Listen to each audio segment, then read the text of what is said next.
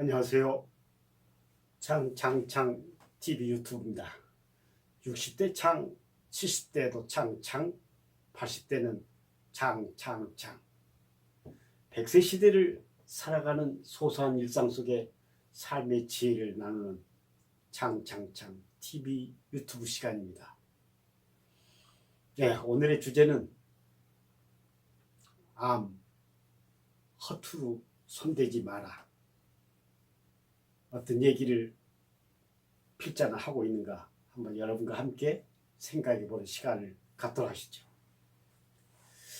80세가 넘으면 암 치료는 필요 없다고 생각한다.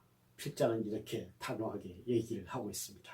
물론 80세 넘은 교훈하는 것을 전제로 합니다만, 만약 지금 필자에게 암이 발견된다 하더라도 통증이 너무 심하거나 음식물 섭취하지 못한 상태가 아닌 이상 난 제거하지 않을 것이다. 왜냐하면 암은 세포 하나가 암화하면서 시작하여 조금씩 커져 나가는 겁니다.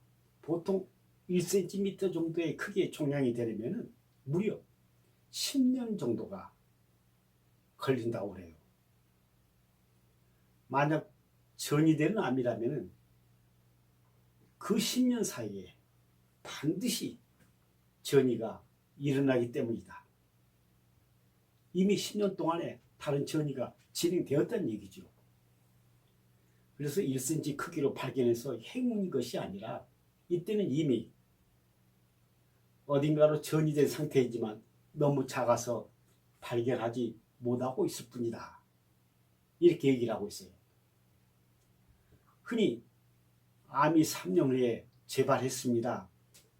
이런 뜻은 3년 전에 암을 완벽하게 제거하지 못했다, 이런 뜻이 아니라 당시에 이미 전이 되었던 것이고 그것이 커졌다는 의미인 것이지 더 이상 의미는 없는 겁니다. 그렇다면 필자는 이미 1cm 크기의 암이 걸려서 하게 됐다면 제거하지 않겠다고 결심한 저의 첫 번째 이유인 겁니다. 이미 다른 부위에도 미세하지만 전이 되어 있는 걸로 간주가 되는 거죠. 특히 80세가 지난 이 고령자는 그런 의미에서 무리한 수술은 의미가 없다. 나이가 들면 들수록 암의 진행은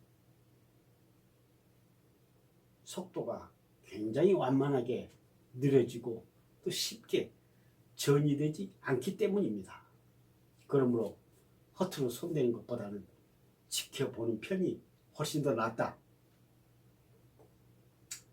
사실 발견하지 못했을 뿐 이전부터 암을 지닌 채 살아왔고 이미 앞으로 서서히 진행되겠지만 한순간에 나빠지는 일은 거의 없다고 보는 것이다.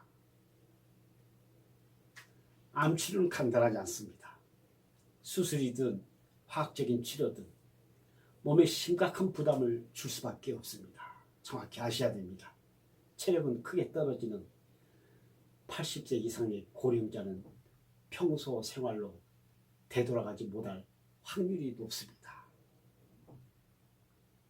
여러분, 만약 암이 발견된다면 생활의 질을 중시하지 않겠습니까? 만약 암을 절제하는 편이 오래 살까? 절제하지 않는 편이 오래 살까? 솔직히 정답은 알 수 없다. 일본 의학계가 대규모 비교를 조사하지도 않았기 때문이다. 절제하는 편이 오래 사는 애도 있고 절제하지 않는 편이 오래 사는 애도 있다. 그렇지만 경험적으로 볼 때 절제하면 확실히 건강을 크게 해친다.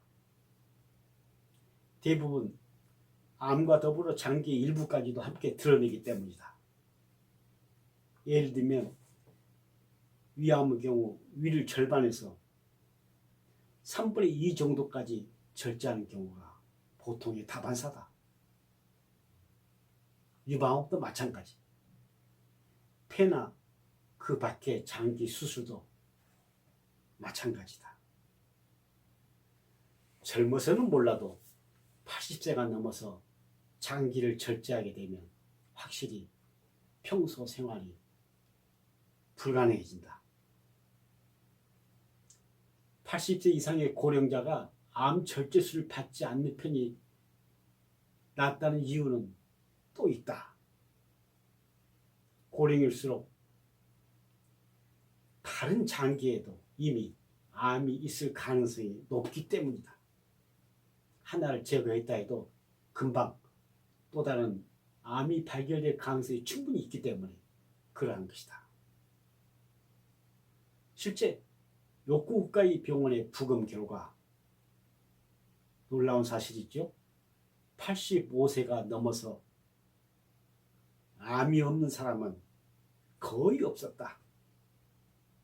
이러한 사실들을 알면서도 허투루 절제하는 수술에 들어갈 것인가? 이는 선택의 문제이다. 물론 의사들도 전부 알고 있는 사실이지만 그들은 수술이 성공하면 오래 살 수 있습니다 라고 말은 해도 기운이 없어지지만요, 또는 조만간 또 다른 암이 발견될지도 모르지만요, 이렇게 말하지는 않는다.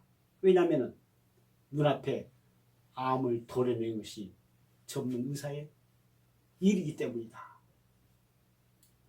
과대 절제를 하지 않고 암만을 정교하게 제거하는 의사가 있다면 얼마나 좋겠습니까? 실로 그 의사의 수준은 극히 미미하다. 물론 그런 슈퍼 닥터를 만날 수만 있다면 그건 대단한 행운인 것이다. 자, 이 필자는 80세에 접어들어서 발견된 암, 어떠한 선택이 나의 현명한 선택인가를 이렇게 얘기를 하고 있는 겁니다. 여러분, 이거는 구독자 여러분의 판단에 맡기겠습니다. 각자의 몫이니까요. 오늘은 저에게 특별한 날이기도 합니다. 80세 벽을 넘기지 못한 두 부모님의 죽음을 맞이했기 때문에 저는 여기에 와다 히데키의 책 속에 담겨있는 글의 내용들이 절절히 저에게 그대로 와 닿는 것입니다.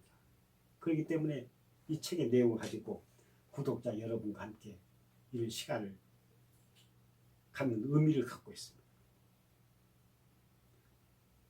벌써 오늘은 나의 아버지 돌아가신 10주년을 맞이하는 추모의 날입니다. 바로 오늘이 그날인 겁니다. 평생을 교육자로서의 삶을 살아오신 나의 아버지입니다.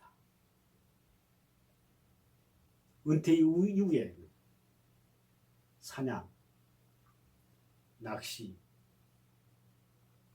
테니스, 동양화, 서예 등 다양한 취미로 노인의 삶을 액티브하게 사시는 모습을 저희 자식들은 지켜보았습니다.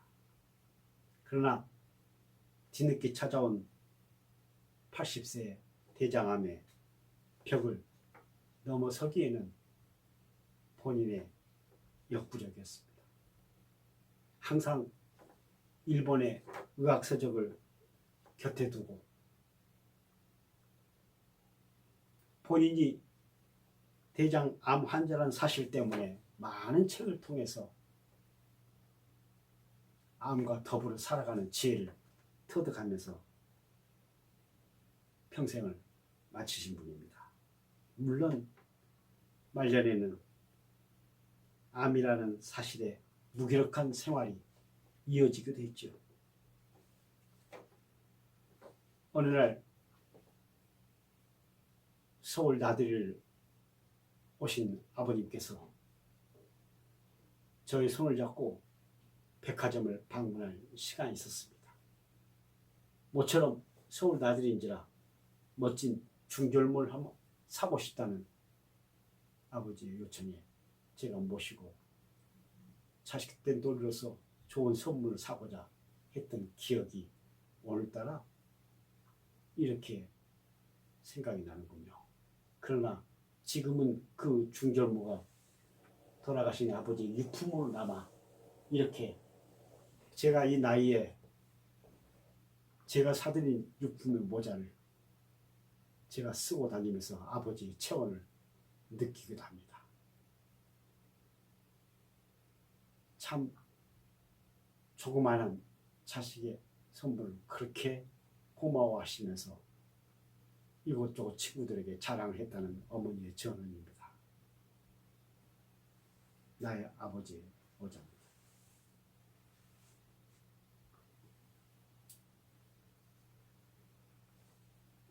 평생에 교육제 삶을 살아오신 분이기 때문에 오늘 아침 아버지의 노트를 제가 정리를 하게 됐습니다.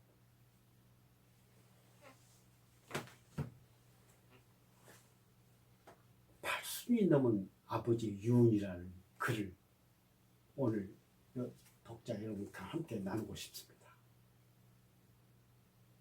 아마 본인의 죽음의 시간이 다가옴을 느끼고 계셨는 자식들에게 그렇게 남기고 싶은 말씀이 많으셨던지 이러한 글을 남기시면서 저희들에게 80이 넘어 자식에게 남기고 싶은 유언이라는 타이틀로 이런 글을 써놓으셨습니다. 팔순 고개를 넘고 보니 지난 과거가 추억과 같이 무의로서 교차되는 가운데 허송세월이 자꾸 참여되며 특히 자식들을 위한 교훈을 다하지 못했음을 통절히 느낀 바 크다.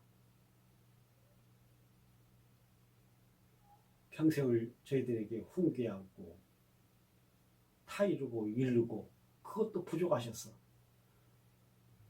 무엇이 교훈을 다하지 못했음을 통절히 느낀 바 크다는 글을 남겼을까?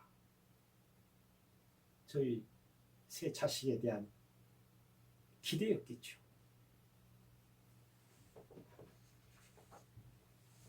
그 내용의 전문 중에 아들아 보아라. 아무리 노령이라도 얼마 남지 않는 여생이나마 자기 생활을 반성하고 정진하여 가족과 자녀들을 위하여 깊은 사려 속에 바로 교정하고 실천에 올마가라는 것. 노인대학 강의를 듣고 나서 옛 성현들은 왜 이렇게 늦은 나이에도 반성 후회를 강조했을까? 공자의 1일 3사 내용 중에서 지난 생활을 반성하여 잘못을 느끼는 것도 중요하지만 그를 바로 수정함과 동시에 행동하러 연기하여 실천해야 한다는 것이다.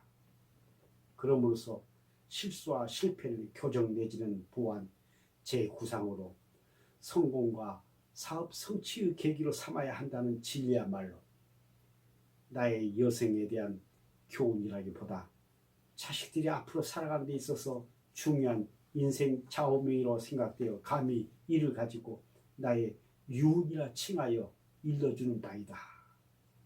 9월 11일 아비글.